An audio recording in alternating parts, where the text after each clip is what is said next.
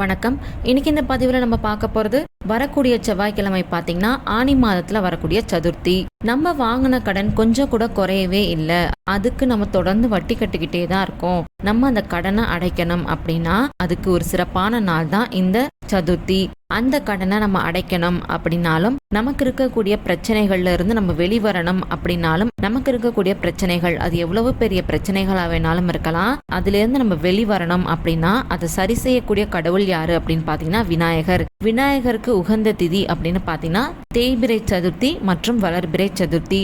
இந்த 2 திதிகளையுமே பார்த்தீங்கன்னா நம்ம கண்டிப்பாக தவறவே விடக்கூடாது. வரக்கூடிய செவ்வாய்க்கிழமை, அதாவது 9/7/2024 வளர்பிறை சதுர்த்தி ஆனது வருது.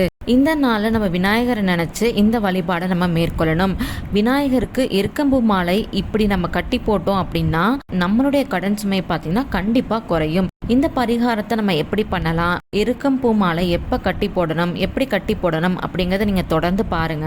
அதுக்கு முன்னாடி உங்களுக்கு ஆன்மீகம் சம்பந்தப்பட்ட தகவல்கள் பிடிக்கும் அப்படின்னா நம்ம சேனலை சப்ஸ்கிரைப் பண்ணிட்டு பாருங்க. நீங்க நம்ம சேனலை சப்ஸ்கிரைப் பண்ணிட்டு பார்க்கறது மூலமா அடுத்தடுத்த வீடியோஸ் போடுறதுக்கு எனக்குமே ரொம்ப மோட்டிவேஷனா இருக்கும். இப்போ வாங்க நம்ம வீடியோக்குள்ளார போலாம். எருக்கம்பூ மாலை பார்த்தீங்கன்னா விநாயகருக்கு ரொம்ப உகந்தது அப்படிங்கிறது நம்ம எல்லாருக்குமே தெரியும். அதனால 108 எருக்கம்பூ நமக்கு இந்த மாலை கட்டுறதுக்கு கண்டிப்பா தேவை. இந்த பூவை நம்ம முத நாளே பறிச்சு வச்சுக்கலாம். செவ்வாய்க்கிழமை காலையில எழுந்து சுத்தபத்தமா குளிச்சு முடிச்சுட்டு ஒரு மஞ்சள் நிற நூல்ல இந்த 108 பூக்களையுமே கோத்துக்கணும். இதுல முக்கியமான விஷயம், யாருக்கு கடன் இருக்கோ அவங்க கையால தான் இந்த பூவை நம்ம மாலையா கோக்கணும். நீங்க அந்த மாலையை கோக்குறப்ப விநாயகர் கிட்ட நீங்க வாங்கின கடனை ரொம்ப விரைவிலேயே நீங்க திருப்பி கொடுக்கணும் அப்படின்னு மனசார வேண்டிக்கிட்டே இந்த மாலையை நீங்க கோருங்க.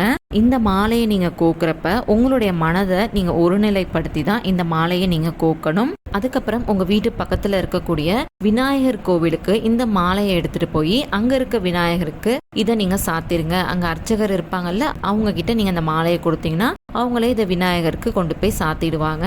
அதுக்கப்புறம் விநாயகருக்கு தோப்பு காரணம் போட்டுட்டு உங்களுடைய கடன் சுமை குறையணும் அப்படின்னு மனசார வேண்டிக்கிட்டே விநாயகரை 9 முறை நீங்க வலம் வாங்க. உங்க வீட்டு பக்கத்துல பாத்தீங்கன்னா அரச மரத்தடியில பிள்ளையார் கண்டிப்பா இருப்பாங்க இல்லையா, அந்த விநாயகருக்கு உங்க கையாலேயே இந்த மாலையை போட முடியும் அப்படின்னா அது மாதிரி கூட நீங்க தாராளமா போடலாம். அது மாதிரி போடுறப்ப உங்களுக்கு பல மடங்கு பலனானது கண்டிப்பா கிடைக்கும். ஒருவேளை உங்க வீட்டு பக்கத்துல அரச மரம் இல்ல, அரச மரத்தடியில பிள்ளையாரும் இல்ல அப்படிங்கிற பட்சத்துல நீங்க கோவில்ல கொண்டு போய் கொடுத்து ஐயர் கையால கூட போடலாம். அதுலயும் தவறு கிடையாது. இதை நீங்க நம்பிக்கையோட ஒரு முறை செஞ்சு பாருங்க.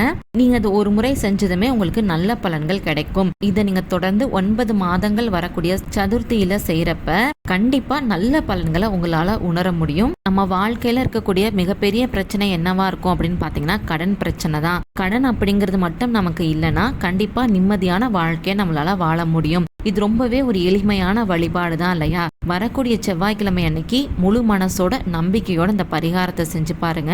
இந்த செவ்வாய்க்கிழமை உங்களுடைய கடனை குறைக்கிறதுக்கு கண்டிப்பா உதவும். இந்த செவ்வாய்க்கிழமையோட சேர்த்து சதுர்த்தி திதியும் வருது. ரொம்ப சக்தி வாய்ந்த நாள். கண்டிப்பா யாருமே இந்த நாளை தவற விட்டுறாதீங்க. நம்ம பொதுவாகவே எந்த ஒரு வழிபாடோ பரிகாரமோ செய்யறப்ப முழு மனசோட நம்பிக்கையோட செஞ்சால் மட்டும்தான் அதுக்கான பலன் நமக்கு கிடைக்கும். அதனால இந்த வழிபாடு ரொம்பவே ஒரு எளிமையான வழிபாடு அப்படிங்கிறதுனால முழு மனசோட நம்பிக்கையோட செஞ்சுக்கோங்க.